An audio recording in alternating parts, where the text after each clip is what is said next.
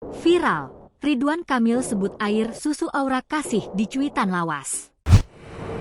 Polemik gosip miring yang mengaitkan Ridwan Kamil dengan penyanyi Aura Kasih kini memasuki babak baru.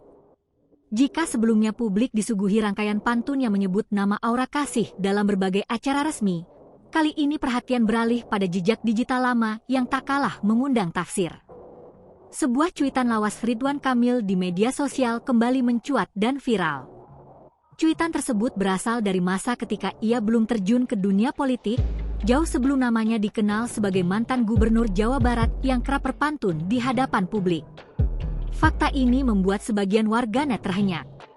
Ternyata, penyebutan nama Aura Kasih oleh Ridwan Kamil bukan hanya terjadi beberapa tahun terakhir, melainkan sudah muncul lebih dari 1 dekade lalu. Jejak digital itu berasal dari sebuah unggahan di platform X, dulu Twitter, yang diposting pada 1 Juli 2010.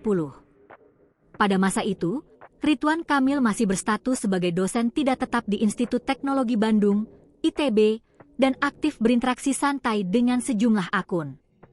Dalam percakapan tersebut, Ridwan Kamil terlihat bercanda dengan akun capung_cpnk, Kang Capung.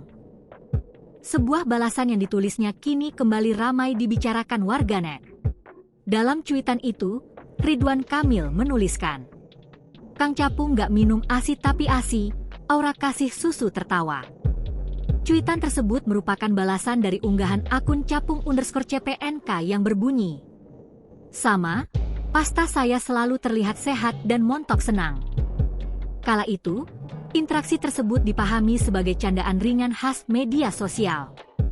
Namun, seiring berkembangnya isu yang mengaitkan Ridwan Kamil dan Aura Kasih di masa kini, cuitan lama tersebut kembali dibaca dengan sudut pandang yang sama sekali berbeda. Munculnya kembali cuitan bercanda ini terjadi di tengah derasnya klarifikasi dan spekulasi mengenai hubungan Ridwan Kamil dan Aura Kasih.